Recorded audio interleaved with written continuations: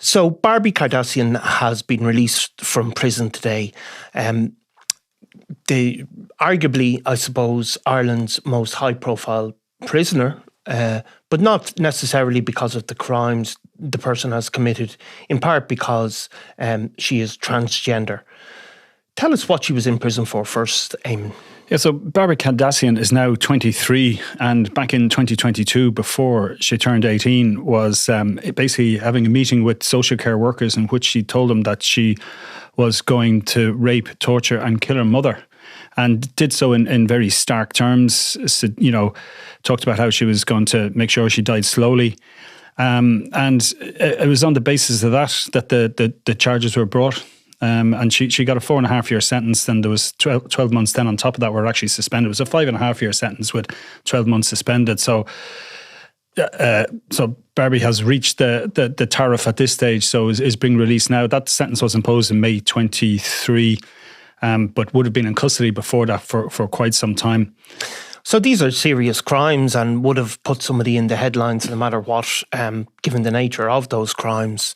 But of course, Barbie Kardashian, in part, it's because she was born and certainly on her birth cert is registered as a male and is now identifying as a female. And that is posing, that's a source of huge controversy, not just in this country, but across really the Western world about how to deal with transgender prisoners. How have, I suppose, the Irish Prison Service? Yeah, it's like, I suppose, without trying to avoid the debate or get too caught up in the circular arguments that seem to go on about it, and it seems to have developed into a huge culture war issue. But like in terms of Irish prisons, you're talking at any one time, a handful or less of people who would be categorised as transgender prisoners. We have done stories in the past about one or two other individuals.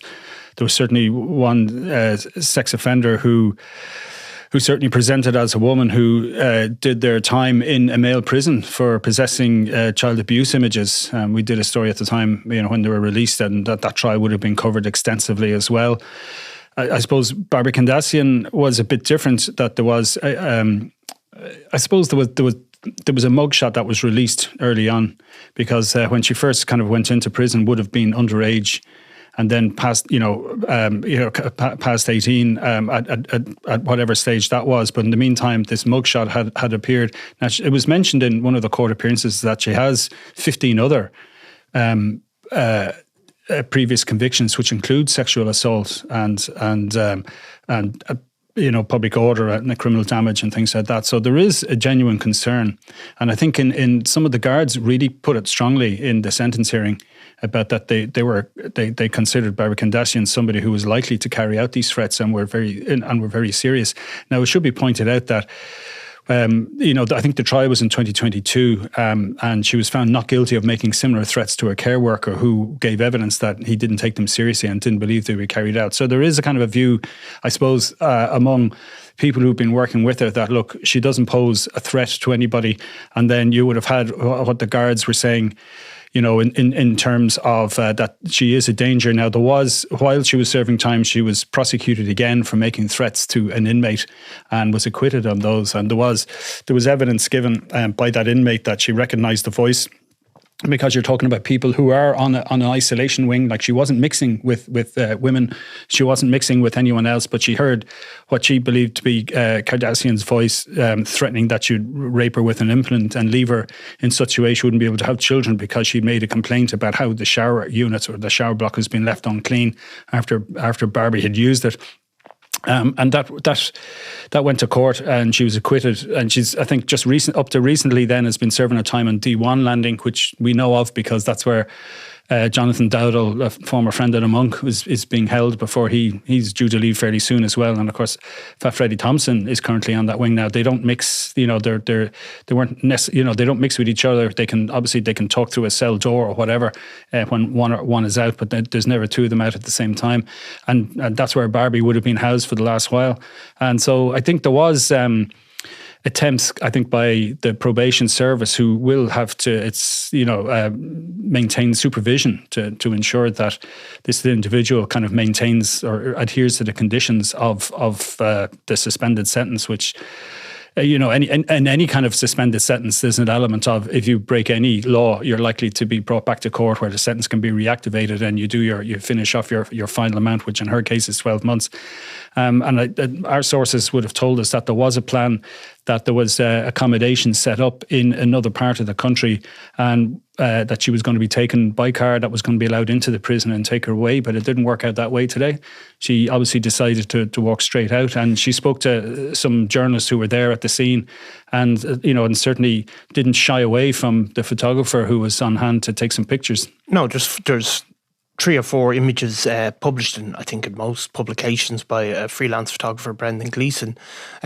And you certainly could say she didn't shy away from the photographers. Obviously, that mugshot, where the origin of it, the original mugshot of her, that really actually went around the world because of the sort of the very striking use of makeup. Let's put it that way. But she's come out again, and she certainly seems to have put on a degree of a show for photographers. It's, as we said, we believe that there was certainly a possibility of her being taken out and not being photographed. But yeah, so she will remain, I suppose. Those photographs will, of course, mean that she's in the media again in a very strong way. Now, while you spoke, Eamon, about the threats, and obviously there was the alleged threats that she was found not guilty of, but she has been involved in violence as well. It's not solely threats. There have been attacks, and social workers have been, certainly in that original case, there was a very violent attack on a social worker.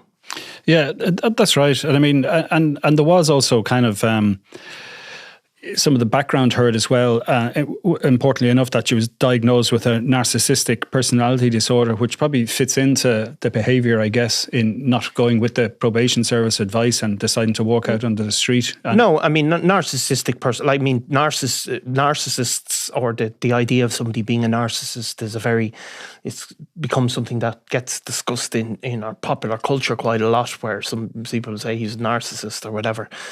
But I suppose narcissistic personality disorder is slightly different in that when it is diagnosed, it does have a certain amount of things flow from that. And one of them would be seeking attention effectively. And that can be negative or positive attention. So while most people would like to get positive attention, get, people walking down the street telling you how great you are, everybody likes that. But maybe a narcissist would also choose to be walking down the street and have people shouting at them. Both of those responses will be preferable to a kind of quiet anonymity. Some of the other characteristics of narcissistic personality disorder certainly would be, I suppose, a perceived lack of empathy for other people. Yeah. So some, and that would sort of flow from some of the court cases we've heard. And I think, though, as well, I think because of this individual's personality flaws, I guess, or the personality that's there, it's going to be used, I think, in the culture wars in a big way. I remember I was at the Prison Officers Association annual conference in 2023, and Simon Harris was the acting Justice Minister at the time, and we had just had information that week about Barbie Kardashian having, made the threats in Limerick prison, and we asked him about it, and he more or less said, he was asked, do you think, biological males should be held in women's prisons, I suppose, which was kind of a blunt way of asking. And he just said, no, he didn't. And that he said he was very satisfied at the time in the way that the Irish Prison Service is I suppose handles individuals like this. And at that time said they were finalising their policy.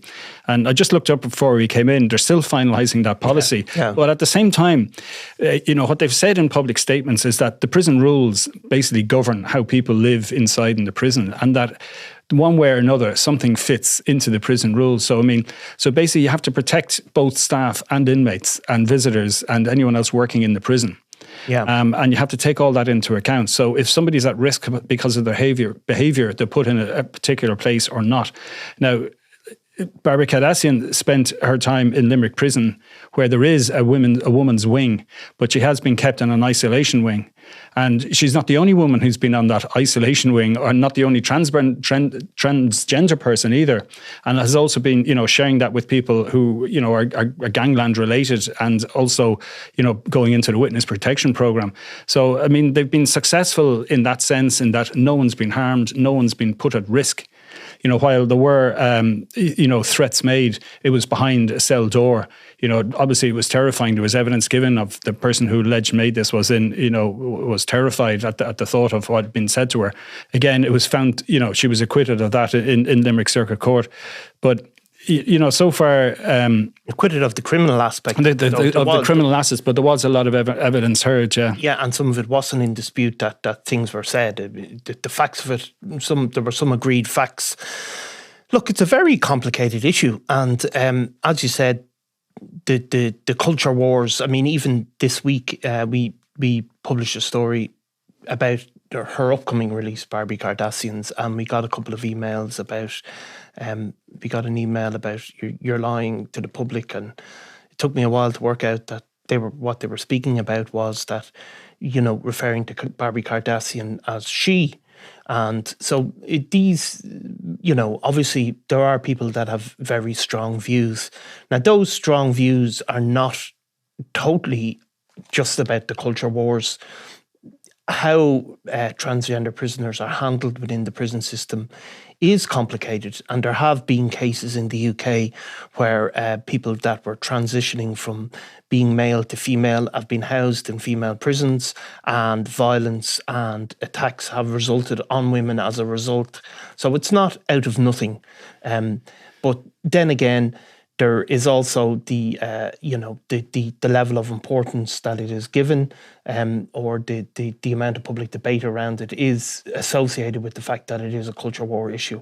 But yeah, safety surely has to be the paramount issue for everybody. Yeah, and the reason why we refer to anybody as their chosen gender, certainly in Barbie Kardashian's case, is that they've been granted a gender recognition certificate by the Department of Social Protection. So, like, it's a, we're not legally bound, but it is what it is. Yeah, the state recognizes Barbie Kardashian as a woman, and if somebody decides they want to be called a woman, if you're interviewing somebody about how much they enjoy surfing or fishing, and they ask you, can you please describe me as a woman? And you're a bit surprised because, you had perceived them to be possibly a man or something else. Then you do that. It's just out of politeness. It doesn't really matter. No, and people can make another choice if they wish, in their personal or public life. That's their decision. So what do we know about the background of Barbie Kardashian? Now, obviously, Barbie Kardashian is not the name that she was born with. She, I think, is from is it a South American background? Yeah, it's Venezuelan parents. Is what's been heard in court. Gabrielle Alejandro Gentil was her original name, and she changed that then by deed poll to Barbie Kardashian. Now, it was also heard in court that she told Gardaí that at the age of 9 she suffered sexual abuse. Now, it wasn't said by whom or anything like that. And that, again, we already mentioned, there was the diagnosis of personality disorder. So she's been in care since the age of 9. And as while she's been in residential care, that's when she had made these threats as she got older. And again, while one care worker gave evidence that, they didn't take them seriously, other people did. And it was pretty horrific, the stuff that was heard in court, that she was going to kill her mother slowly. She wasn't going to stab her in the chest or the neck. And she wanted to immobilize her and watch her slowly die. It was frightening stuff. And certainly some of the focus of her aggression seems to have been against her mother. And also there have been reports that have come out about, it was described on one occasion in dealing with care workers, basically, that she had attacked a staff member and displayed extreme and excessively sexualised behaviour towards female staff, and that there had been a number of, physical assaults at that time. Barbie Kardashian was moving in and out of, I suppose, schools, not really managing to finish them, and obviously ultimately she had sought to get gender reassignment surgery sometime, I think, in 2017, 2018. Yeah, and it was heard in one of the court hearings that she was listed for that surgery connected with transitioning. Yeah, but hasn't happened as yet. Yes, obviously has been in prison for quite some time. So whether or not that's on the agenda now is, I suppose, up to. Yeah, I mean, it's complicated. I mean, I don't even know how, is that something that the state would fund or not? Who knows? So, in terms of a suspended sentence, Eamon, I'm sure many people would know about it, but she served the custodial part of her sentence and she is released.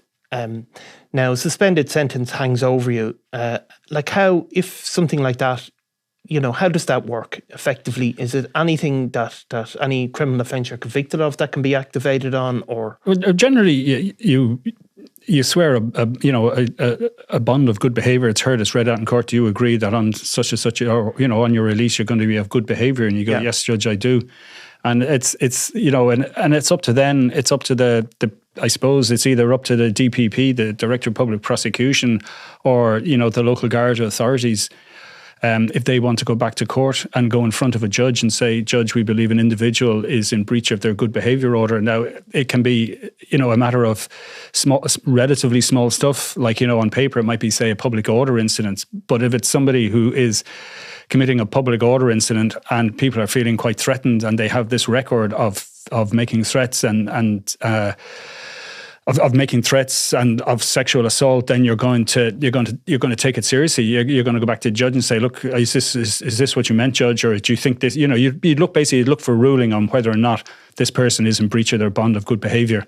So I mean, it wouldn't even necessarily have to wait until someone is arrested or even charged with an offence, but I think often it's a high bar for the authorities to clear. Yeah. And normally it would be somebody is already facing charges before they're brought in. Yeah, or probably and often it has to be of a similar nature. Yeah. So it has to be, I suppose, related to specifically in this case, I suppose the main charge against her was the threats to kill and rape. So if somebody makes threats again, that's what it would likely to put them back inside. If they're caught drunk driving, less so. Yeah. And that's just the way it works.